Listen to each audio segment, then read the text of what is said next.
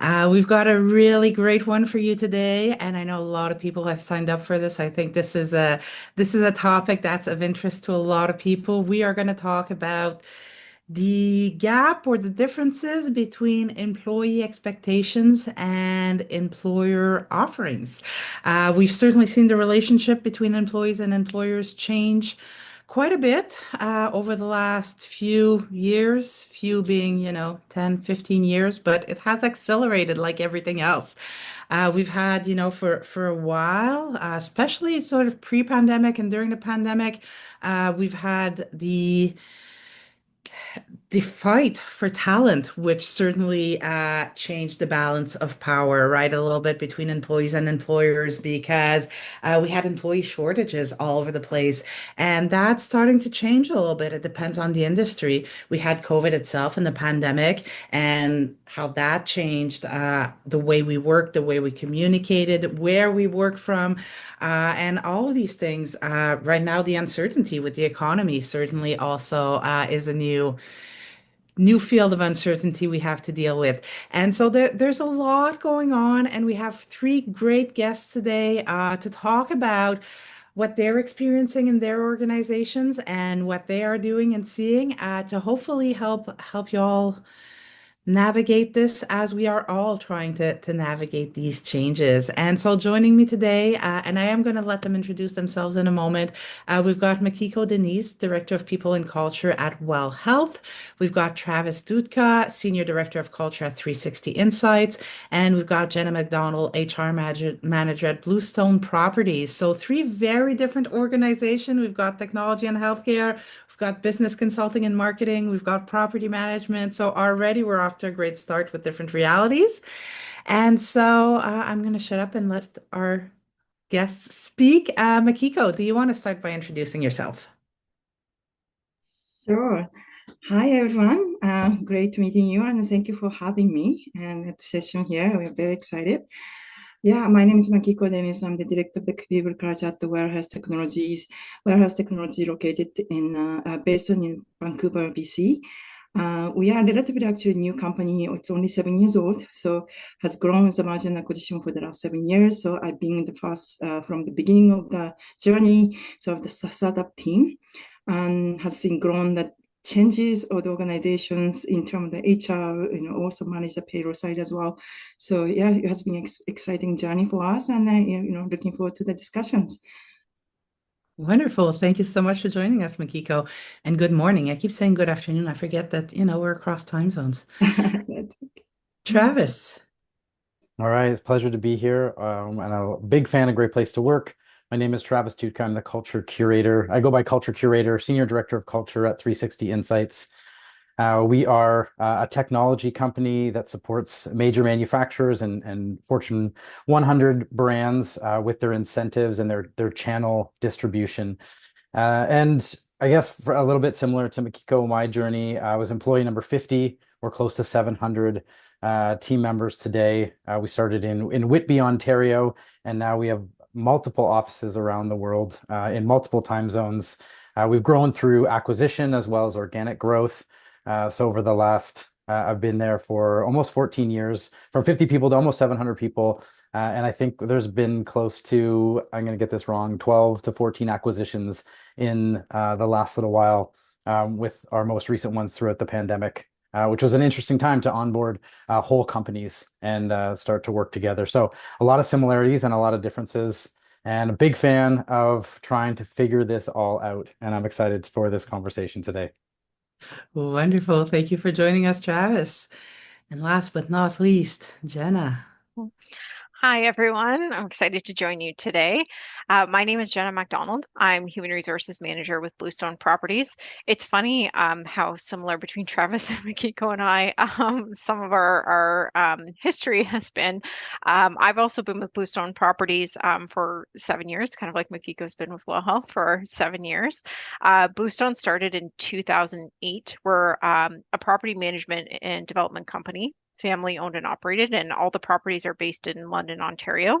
I joined in 2018 and have also experienced quite a bit of growth. We had about 58 employees at that time, and now we're up to 83.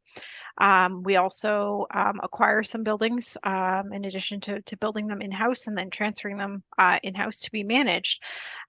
So yeah, that's myself and Bluestone in a nutshell. I have maybe not a unique experience because I'm sure I'm not the only person who went through this in the pandemic, but worked in the pandemic, but I was also on maternity leave when the pandemic started. I had my daughter in the summer of 2020. So it was a very interesting experience, both personally and professionally. So if we have any conversations about parental leave during that time, I can maybe shed some light on that. Oh man, that would have been very interesting. That is for sure. Pandemic baby. They're different, I heard. Wonderful.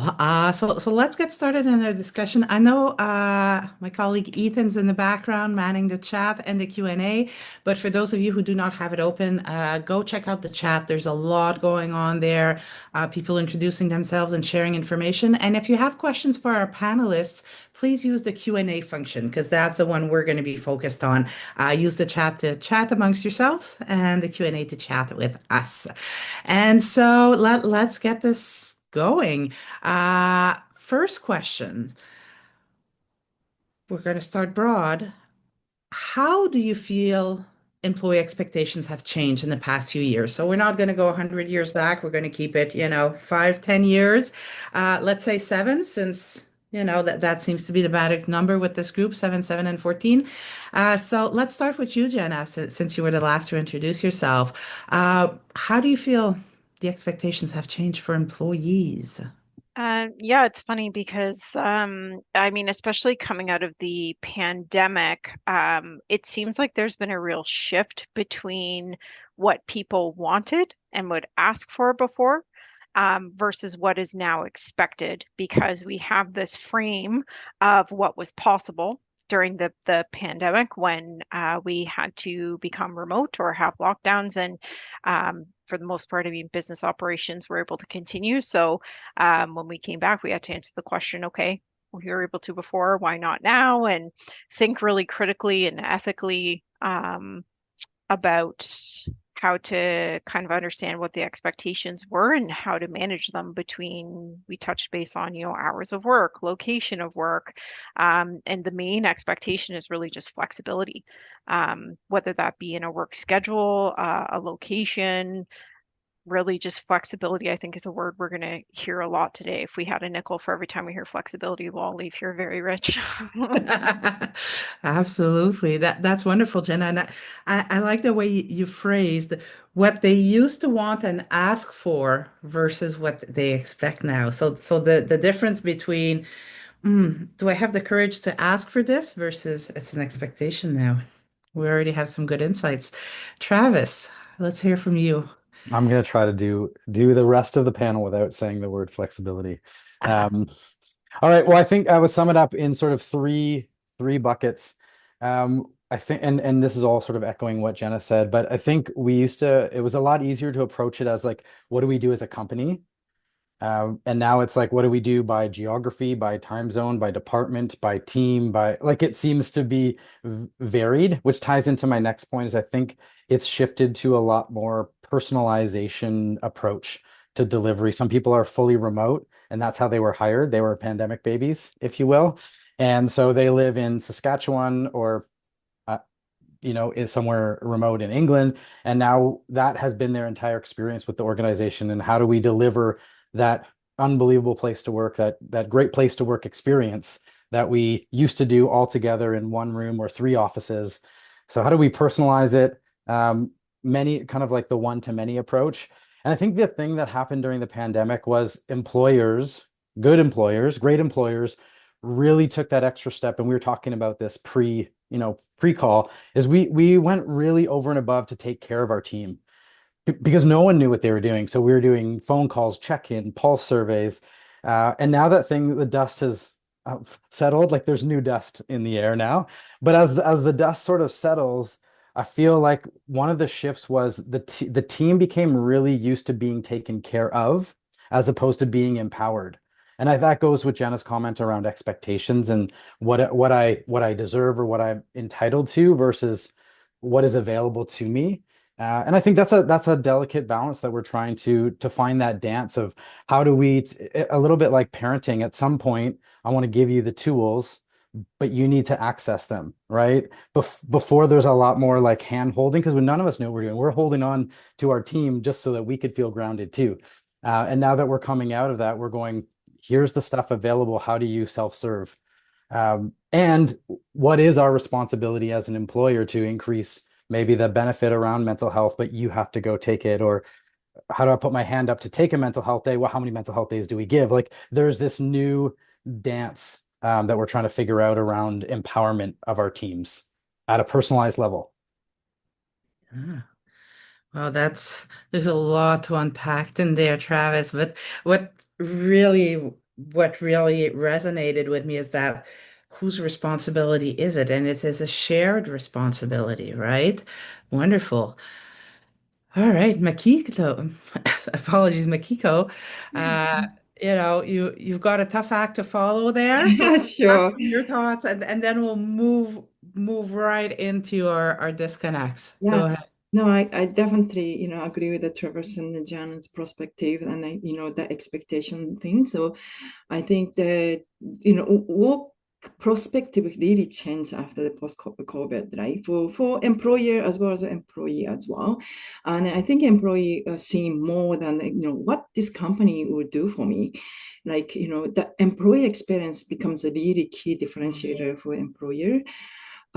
So we really need to focus, intentionally invest what's really, increasing the employee experience for them, whether that they're attracting the new employee or, retaining an employee as well. So I think they're looking, employees are looking not to paycheck or job, but feels that purpose, impact, or the career path, all those experience.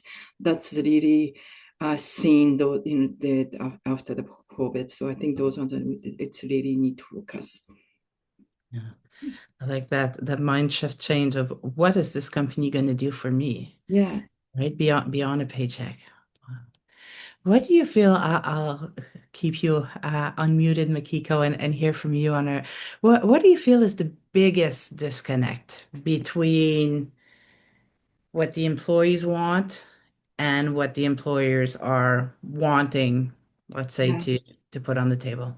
Good questions. I think it comes back to the flexibility. I know Travis, you are trying to not say it, but I guess I think the biggest difference I see is a remote and hybrid and flexibility. How employees sees it and how employer sees it.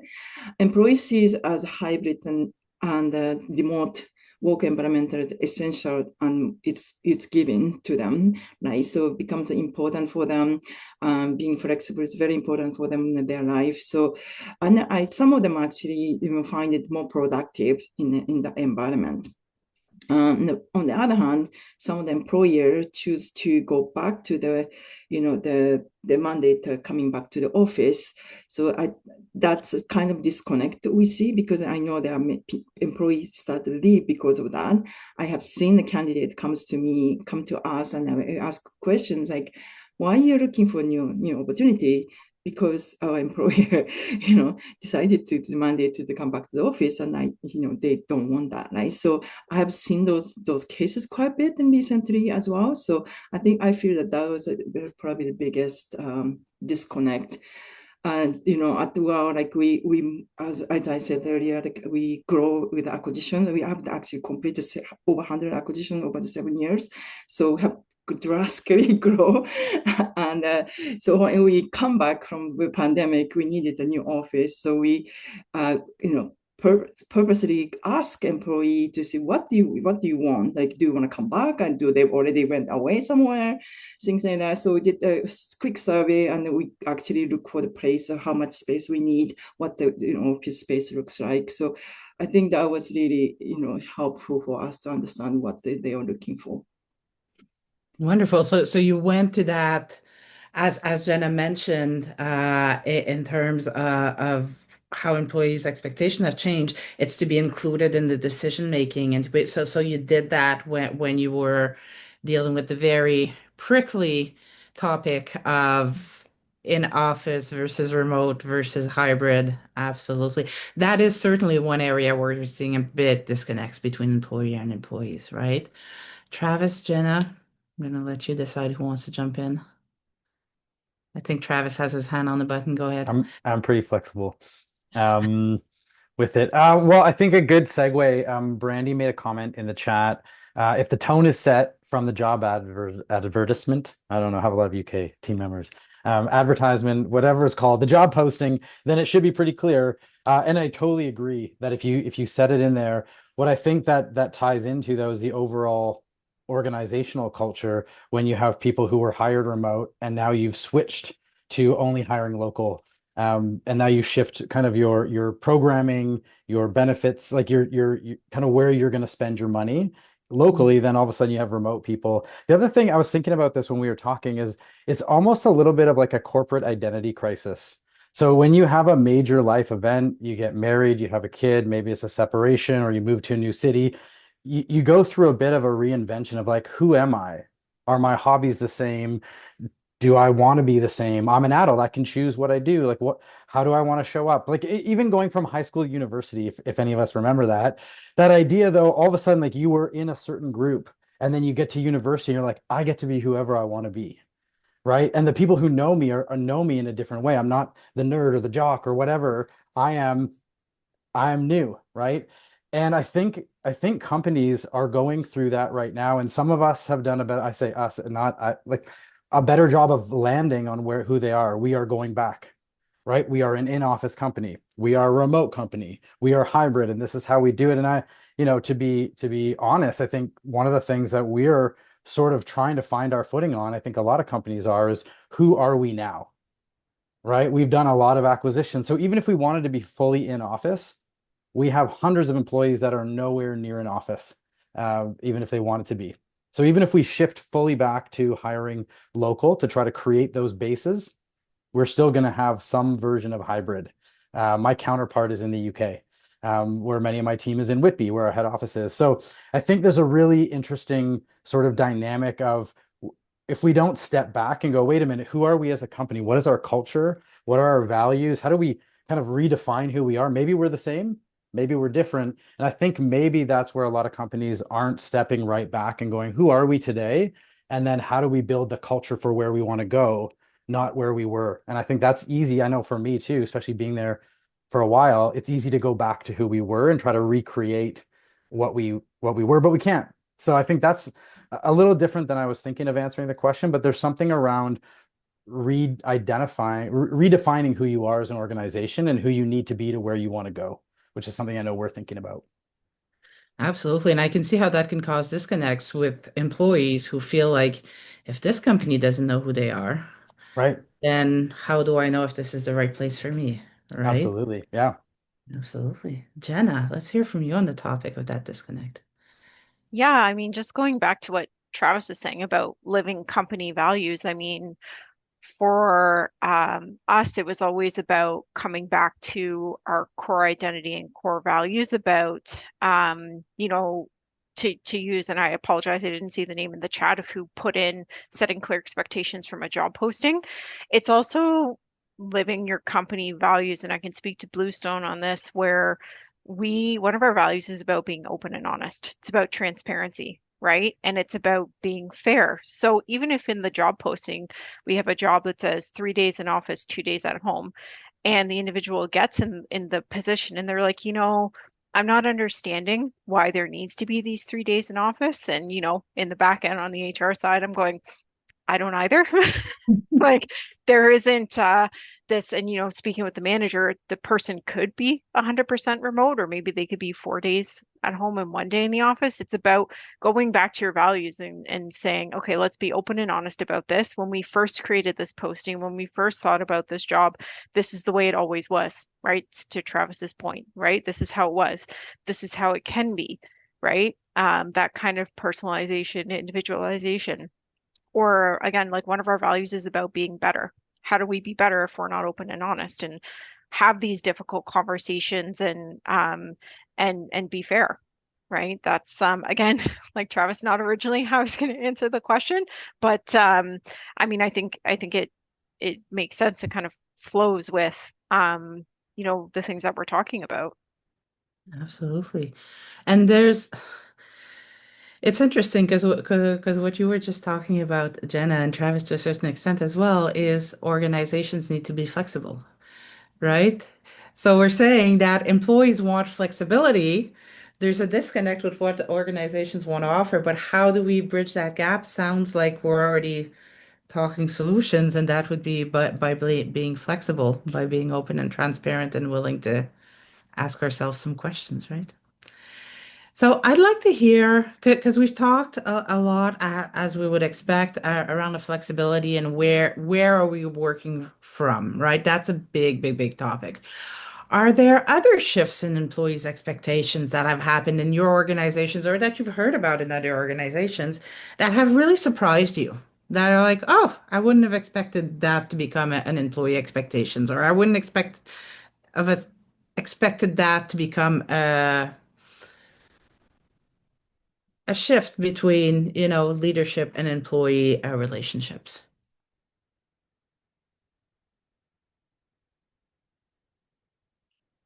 Mm. Sure, I can go. Yeah, one of the shift that surprised to me, and I think many of us maybe underestimated, is that strong, people want to connect their work to the purpose in their work. I start to hear this a lot during the interview process and also conversation as well. And then also clearly showed actually the Great Place to Work survey as well. So thanks to the survey. Yeah, I think one question I always ask our candidate, what is important for you when you look for a new company to work for? And then, quite a number of people said purpose. Like, what's the purpose that my work contributed to the company? What's the purpose of the company? Right. So I think those words it becomes more stronger in those days. So we are trying to connect those purpose to the employee. One of the things actually we're very proud of recently happens that because WOW is a healthcare technology company, and healthcare attach everybody, right? So it can be designated to every single one of us. So that's really helps for them to really connecting, their purpose.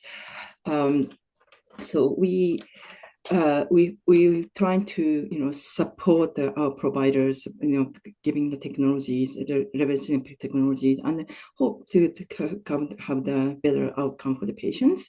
We are very proud of the first one that we did announce recently was we opened up the actually 45,000 primary care patient that all the family doctors shortage you hear it in every province. Actually, we are able to open up 45,000 new patients in 3 different provinces. So, and we talked about it, those things, and then you can designate for them to see your work really matters.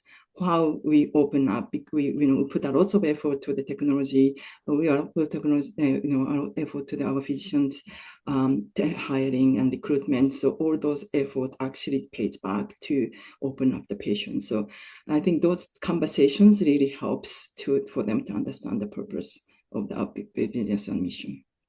Yeah, absolutely. That's a good one, Makeko. We're seeing it in Great Place to Work data as well. That Mhm. purpose really is something that people are connecting to more so than in the past. Absolutely. Travis, Jenna, any thoughts from you on surprising shifts on employee expectations? I mean, I echo the purpose sentiment, and we're in a technology space where, the nature of our business in of itself isn't, meaningful in the sense of healthcare providing, but what we tie it to, and I guess where I'll tie it to is meaningful connections. So Mhm. peripheral to purpose, but that idea. So in the last couple of years, before we had no ERGs, we had no employee resource groups. It was just sort of baked into our culture, our values. But I would say a big shift is being very intentional around meaningful connections. So we've launched 4 ERGs. There's other groups that are sort of popping up remotely in small pockets where there's people we call them culture champions, where they're hosting coffees or bringing people together. There's this kind of peripheral to work idea of connecting to each other, connecting to the business, even little things like wanting swag. That idea around, I guess, belonging, I guess I would sum it up, is belonging seemed to happen almost by accident we were intentional about it, but it was a little bit more by accident because we belonged by nature of being in the same building and, those sorts of things. So I think the shift has been around having to be more intentional around belonging and hearing more of people wanting that. They want to feel like they belong, which adds meaning and purpose to the work that we do, connecting to each other and a little bit beyond that number, beyond the transactional. People are wanting to be involved in different meaningful ways, which has been really cool to see that. And then on the other side, I guess there's been an increase in wanting supports, more benefits around mental health, which has been, as an employer, finding that balance of increasing budget, providing, resources. So we've launched internal coaching programs. We've launched some different kind of group mentorship programs. We've been able to increase marginally, mental health spending, but then also trying to launch programs where people are able to support each other through mentorship, coaching, and different initiatives in that sense, because we've been hearing a lot more of people wanting support and not necessarily in the formal ways like therapy. Mental health first aiders, another thing that was launched. So there's that idea of connection and meaningful, purposeful connection. I love how you're talking about that, Travis, because you're talking about ways that you were able to create some of that without necessarily increasing the benefits budget all that much. Or obviously there's a cost in people's time, but Of it course. sounds like something that could be done in a small organization of 15 people or in a large organization of 1,000 people, no matter what the budgets are. I really Yeah, love. and just to your point around mentoring, when we mentor, like the mentor benefits and the mentee benefits, right? There's something around that symbiotic, the serotonin, like that when we give, like it benefits us. So sometimes we just want to receive help, but sometimes when we're able to facilitate the connection where we can help others, it actually helps us as well. So there's that, how do we nurture, back to your first point of whose responsibility and how do we create those frameworks for people to succeed and encourage them to participate in those programs. Yeah, absolutely. It clearly connects to that sense of purpose as well that Makiko was talking about, right? Absolutely. Jenna, what are some of the things that you've experienced in your industry? Yeah, I think it's interesting because it does come back to connection, meaning, but in a slightly different avenue for myself in the industry. It's more around regular communication and transparency with leadership. And I think that is related to purpose, right? What's the company trying to achieve? What are we achieving? Did we achieve it? Where did we fall short? What can we do differently? It's trying to connect to the people and the work and find that meaning. And so what we have regularly set up at Bluestone is we have something called the quarterly state of address. So the president and executive vice president film about a 20-minute video about, what we achieved the previous quarter, what we're going to focus on the next quarter. We have regular Friday email newsletters that go out to everybody. We have an annual town hall. It's a half day where, again, we talk about the whole year and we talk about the business, not just like as far as the buildings, but we focus on the people. We recognize accomplishments and we provide town hall core value award winners who have been voted by their peers to win the one of the core value awards. And we share something called the Vision Traction Organizer, which is kind of a two-page document that shows our 10-year goal, which is called a BHAG, which stands for a big, hairy, audacious goal. And we have a 3-year goal that funnels down from it, a 1-year goal, and then quarterly goals. And they're directly tied to divisions. People's names are attached to them so that I, saying people and culture, can look at what the company's trying to accomplish and how people and culture supports that. How finance is supporting that, how residential is supporting that, how commercial is supporting that, how development's supporting that. And that's a document that's available to anybody in the company. So again, it's just coming back to that connection, that transparency, rebuilding, or I don't even necessarily want to say rebuilding trust because I don't think trust was broken, but I think we just all kind of reevaluated what makes us feel better and the information that we need following a pandemic to figure out kind of why we're doing what we're doing and why we're working where we're working. Absolutely. And that what was coming to mind while you were talking, Jenna, for me at least, was during the pandemic, organizations were communicating. And in a lot of cases that's diminished in terms of the amount of communication that people are getting and all of that. And so certainly, it sounds like you've taken some specific steps to make sure that people still feel very, very connected and that we haven't lost what we learned that worked during the pandemic, right? What else? What else are you hearing about? And this is a question for all three of you, whoever wants to jump on it first. What else have you heard about that seems to be working for our organization in terms of meeting employees where they're at and so trying to meet some of those needs? Or where do you still see some really big disconnects? Well, one area I think is known to anyone sort of in the people leadership side of the business, but leadership, mid managers. So it might be the vision from the executive team might feel really clear, our values, the goals, really trying to figure out how do we instill that alignment. We know not everyone's the same. We don't want everyone thinking the same or operating the same, but we want, I call it the fruits and roots of culture. So the fruits might be different, that's the expressions of culture, but the root system, which are core values, how we sort of approach disagreements, how we disagree, how we argue, how we win, kind of that layer that regardless of where you are, there's some things that are the same and some things that are different. And as we are hybrid or remote, across different divisions, how do we help empower our people leaders to have that level of consistency where if I come to you with a question, I know I'm going to get a similar response across our people leaders. And so we're really trying to figure that out by investing in, e-learning, cohort learning, like really trying to empower our, not so that everyone thinks the same, but that there's some sort of alignment, like what would our CEO do? Right? Like if we were to go to him and say, is there flexibility in this? And he would go, yeah, there is. Well, how do we kind of distill that down? Because those are the parts of the culture that one manager says no to everything, one manager says yes to everything. Oh, how do we kind of take that burden off of the people leaders and create some of those systems and frameworks where they're able to kind of know how the company does it? What's the 360 insights way of doing things, or the well way of doing things? And I think that's even trickier now that we're remote because we don't have those overhear those conversations in the hallways, or a new people leader hears an experienced people leader coaching one of their team members, like that kind of osmosis. That doesn't happen. You have to call someone and be like on the call, like listening, right? To observe those sorts of things. So I think that is something that we have to be more formal about creating the stuff that we want to distill down, which feels weird because we don't want culture to feel necessarily very formal, but you have to find this balance of formalizing it so that we can thrive within those frameworks.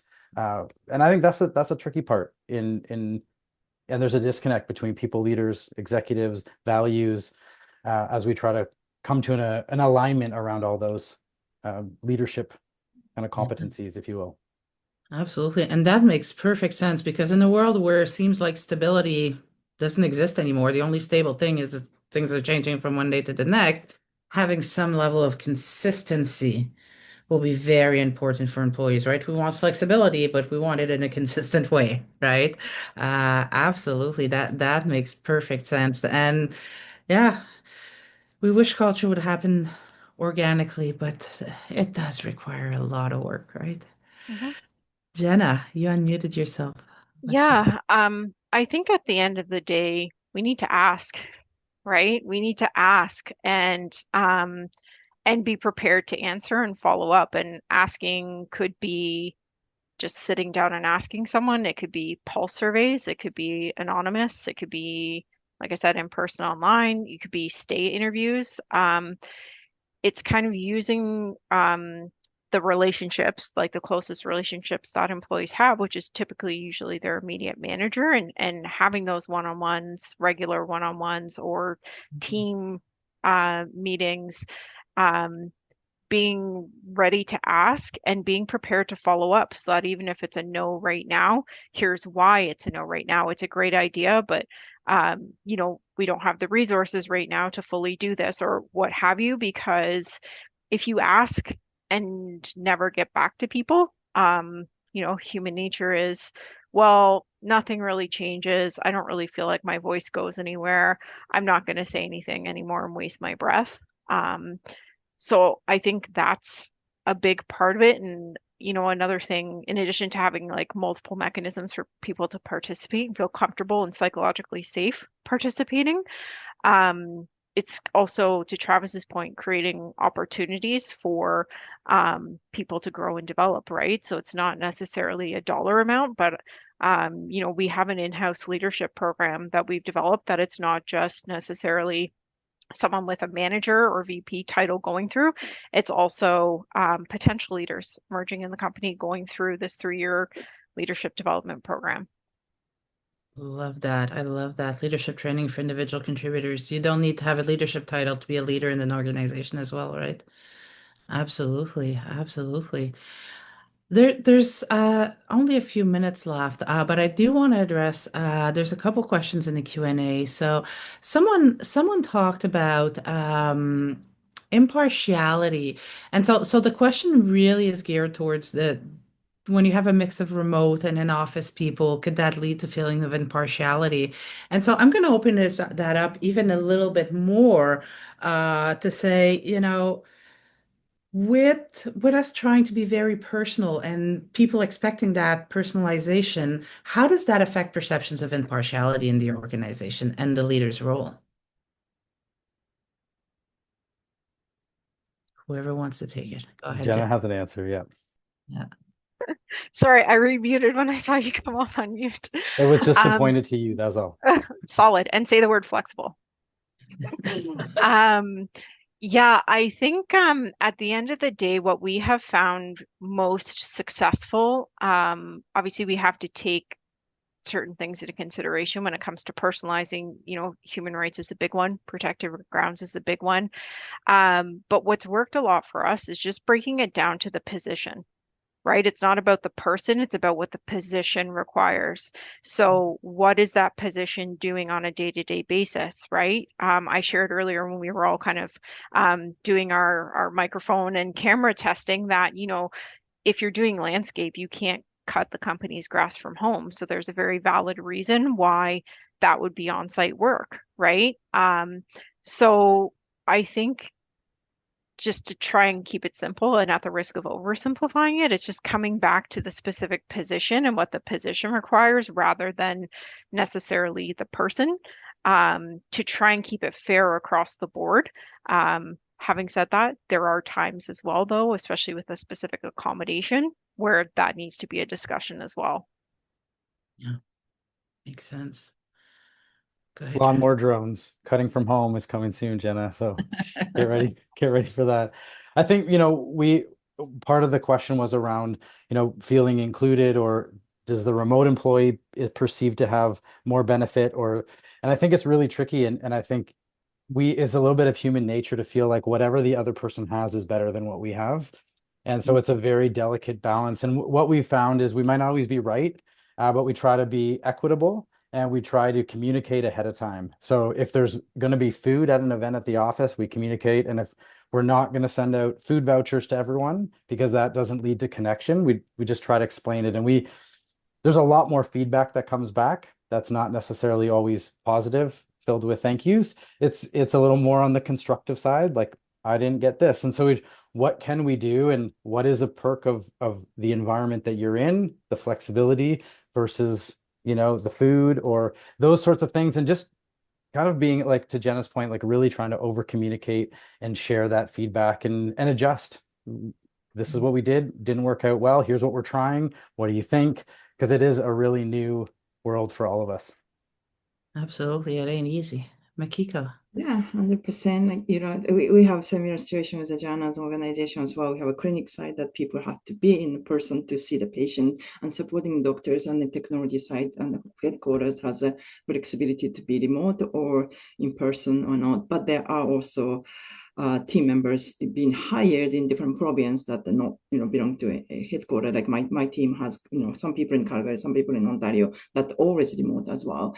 And I think coming down to not necessarily that the remote people has a more privilege, because not necessarily that they are feeling that way either. Like Trevor said, maybe next grass is more greener than mine. Like that's what it is. So because I do remember the conversation around the team members, like she was really feeling left out because she's always remote and don't have this personal connections, right? So I think it's a balance, and it depends what we can do for them as a remote to be more included. So we're trying to include in the more conversation.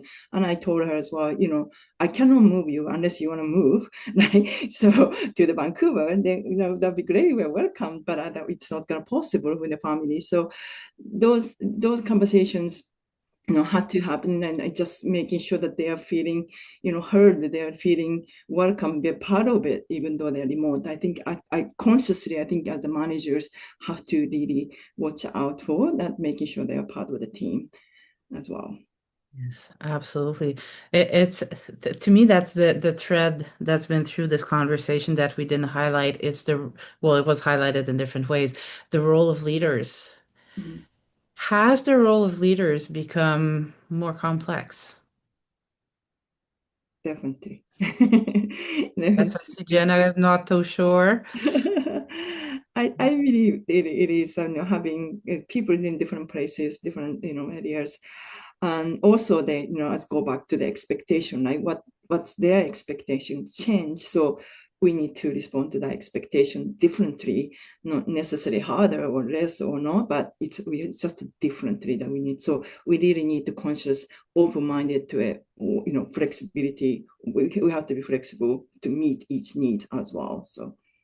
I think it Absolutely. also forces organizations to be much more clear on expected outcomes. Mhm. Because you're not now measuring productivity by how long you were in the office or how early you got there. And so sometimes we've coasted as organizations by just saying, well, people are there, so work's getting done. Now to Jenna, 10-year, 3-year, 1-year, quarterly, like those sorts of things that we've sometimes been able to just sort of push off. We need to be really clear, because then you can go, well, did you do the work or not? Whether you're in Tahiti or in Alberta or wherever you are, did you do the work? Did you do it when we needed it done by? Okay. There was something else really smart I was going to say, and I don't remember, but it was good. And so maybe, someone talked about AI in the chat and the questions, and I think it's a great follow-up webinar for a great place to work to host, because without a doubt, that's going to shift and is shifting workplaces. But I think that is a great tee up for another webinar from Great Place to Work. Absolutely. We had one on AI a few months ago. I think it was our highest attended one. And definitely just this topic, employee expectations around AI versus employer um, guardrails, I guess, which we absolutely need to put in place. But you're right, Travis. Discussion for another day. Thank you, Elaine. We'll make sure to invite you to that one. Absolutely. There's so much to talk about. And I do see that one last question that we're going to try to address in the minute we have left. How do you navigate leadership constantly shifting priorities, which create consistent, conflicting messages around a given area?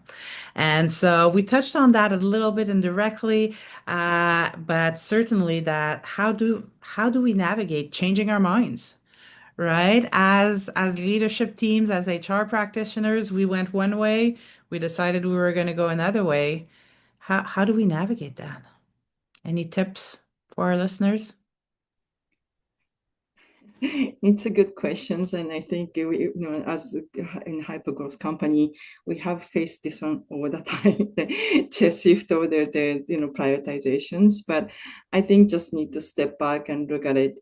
What's really need for the organization? What's really need for the employee now? It's not the way we're thinking 3 months ago or 2 months ago, or whatever. So that it could changes over time, and again come back to we have to be flexible to meet the need. So I just need to see the big pictures. I know change is hard, right? It seems really hard for everybody. And I work in an organization that grows the merger acquisition. So change management is pretty much daily task for us. And I go through each single integration for the HR and payroll side. So it is changes. And those changes also shift the priority for the company as well. So just look at what's really need now than 6 months ago, what 1 year ago, maybe even 1 month later, maybe it might change that. But I think it's clearly communicating and empathize and also give the empathy as well. I know it's change is hard, but this is what we need and let's do it. Like that's what I think we need to do as a leader.